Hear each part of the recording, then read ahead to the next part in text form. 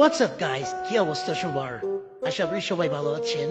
তো আজকে আমরা মূলত বেরোতেছি মতিঝিলের ফেমাস ওলা বিরিয়ানি খাওয়ার উদ্দেশ্যে। পা খাইলে বিরিয়ানির ঘেরান আসে, এই জন্য বিরিয়ানি নাম দিচ্ছি। না খেলে আমার মন ভরে না, মানে আমি তো চলেন একটু মন ভরে আসা যাক। তো এর জন্য চলে আসলাম আমরা মিরপুর 11 মেট্রো স্টেশনে, গন্তব্য মিরপুর 11 টু মতিঝিল। তো ভিতরে প্রবেশ পর দেখতে পেলাম ভিড় আজকে তুলনামূলক কম, তাই আমরা দেরি না করে নিজেদের টিকিট কেটে ফেললাম। কার যেখানে এন্ট্রি দেয় সেখানে আমি এন্ট্রি না দিয়ে, যেখানে এন্ট্রি লেখা ওঠে সেখানে আমি এন্ট্রি দিয়ে দিলাম। ভুলে আসলে সরি ভাই, কিছু করার নেই, গ্রাম থেকে আসছি তো আমরা দেরি না করে পরে চলে আসলাম। এখন আমরা ওয়েট করতেছি ট্রেন কখন আসবে। একটু ওয়েট করতে না করতে আমাদের ট্রেন চলে আসলো। ট্রেন আসার পর তারা দৌড় শুরু করলো, তাদের দেখা দেখে আমিও দৌড় শুরু করলাম। পরে ফাইনালি আমরা একটা বগিতে জায়গা পেয়েছি, তো আমরা সেখানে উঠে পড়লাম এবং সব সময়ের মতো আমরা এবারও সিট পাইনি, কোনো সময় পাই না, এটা স্বাভাবিক, খুবই স্বাভাবিক। তো আমরা গল্প শুরু করলাম, তো এর মধ্যে আমরা আগার বসে পড়লাম এন্ড ফাইনালি আমরা সিট পেয়ে গেলাম। আমরা তো খুবই খুশি সিট পেয়ে গেছি, কিন্তু এই সুখ বেশিক্ষণের জন্য না, আমরা নেমে পড়লাম তাড়াতাড়ি। নেমে আমরা খুঁজতে শুরু করলাম ছোলা বিরিয়ানি কোথায় পাওয়া যায়। তো আমরা সেই উদ্দেশ্যে হাঁটা শুরু করলাম, হাঁটতে ভাইয়া তার ক্যামেরা বের করলাম, আমরা একটু স্কেট ফটোগ্রাফি করার সিদ্ধান্ত নিলাম। তো ভাই শুরু হয়ে গেল তার কাজে।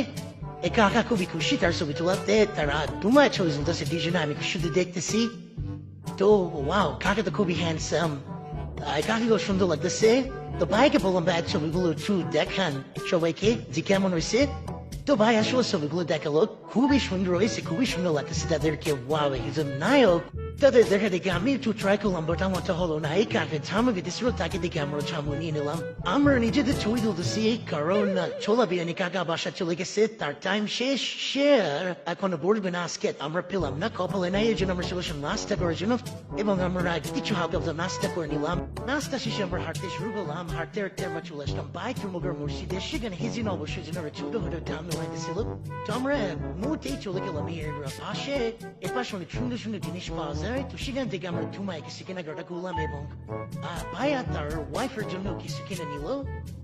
তো এর কেনাকাটা শেষে আমরা চা খেতে আসলাম, তো সেখান থেকে আমরা চা খেলাম।